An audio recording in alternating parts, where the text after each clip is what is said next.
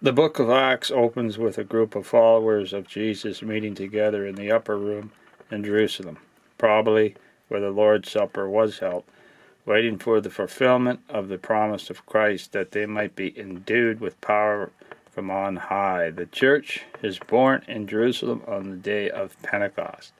Acts 2.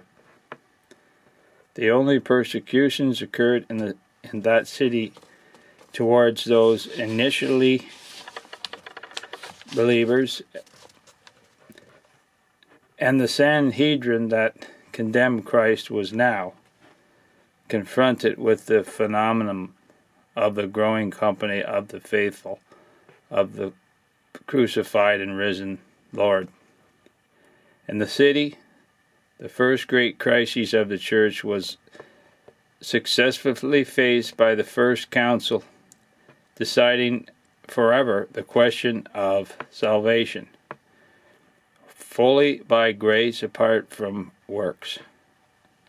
Acts 15.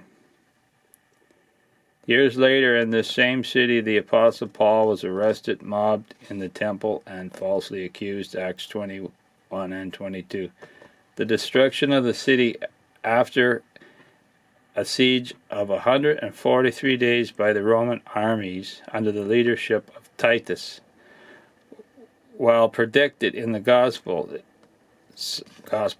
is not strange, but to say exactly recorded anywhere in the New Testament.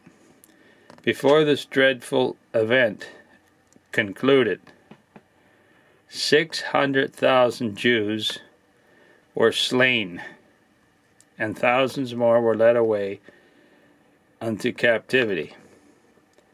Jerusalem has no history for 60 years after this destruction.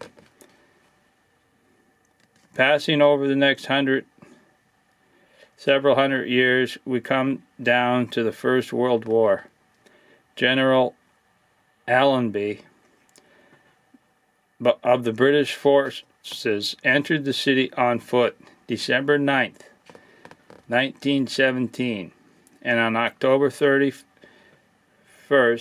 of the next year, the armistice was signed, when 400 years of Turkish misrule came to an end. Thus again, after more than 7 centuries, was Jerusalem entered by a Christian conqueror. Not a stone of the city had been injured. Not a soldier was allowed to enter the city except on duty until all sacred spots had been placed under guards, consisting of men of religion to which such spots were respectfully sacred.